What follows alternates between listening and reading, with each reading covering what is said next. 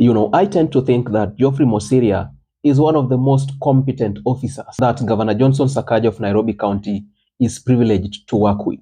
This guy was doing so well in his docket as Chief of Environment. But then Governor Sakaja, because of his and fear that Geoffrey Mosiria was going to outsmart him, he decided to transfer or rather remove this guy from the environment docket and placed him in the customer service and citizen engagement docket in the hope that he would remain silent and that he would not gain political mileage and fame thereof. But look what happened. Mosiria refused to remain silent. Habari yako? Naitwa Geoffrey Mosiria, katibu mkuu wa shirikisho la huduma kwa wananchi. Okay. Leo tunafaa kwa ngapi pharmacy? Kuhusiana huduma kwa wananchi. Wawili. Unaweza kapata. Magazini ya kamera inaitwa Swini. Mambo usaidie nambari yake ya simu. Kuna stock at complete. Sasa usaidie tu namba ni confirm na yeye location. Halo, habari yako hivi? Njema. Kwa majina naitwa Geoffrey Mosiria. Katibu mkuu wa ushirikisho na huduma kwa wananchi Katuzi la Nairobi. Niko hapa katika hospitali ya Chandaria na nilikuwa naangalia vile tunahudumia wananchi, nikapata kwamba haupo kazini. Mimi nilikuwa nimechukua leave. Niko kwa ofisi Ulichukua lini? When Mosiria was Chief of Environment for the Nairobi County government, he did his job so well and he was so loud and he did it so publicly that Mosiria gained a lot of fame and a lot of love from Kenyans than even the governor himself, that is to say Johnson Sakaja. So I tend to believe that this is what prompted Governor Johnson Sakaja to transfer him from the environment docket, because apparently he was gaining a lot of political milestone.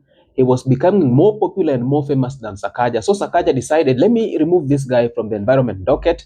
Now Mosiria is in the customer service docket. We still see him moving around in hospitals and various facilities, checking service delivery and engaging with the citizens.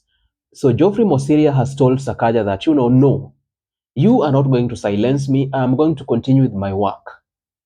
You think that you've removed me from this ministry of environment where I performed so well to this other ministry of, the so-called customer service and citizen engagement. You cannot stop me. That is what Mosiria has basically told Sakaja.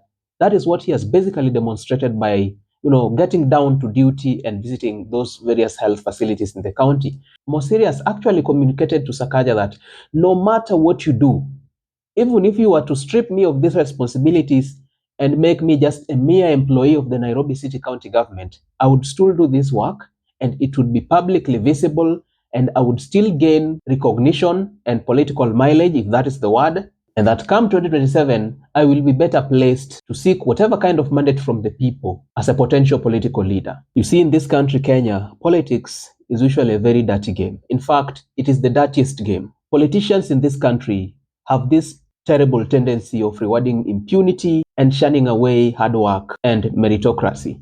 That is exactly what happened. Now, this exposed by Geoffrey Mosiria reveals a lot of problems that we have with this country's public service. Number one is that a lot of people have this terrible tendency to abscond duty. Most public servants hardly go to work.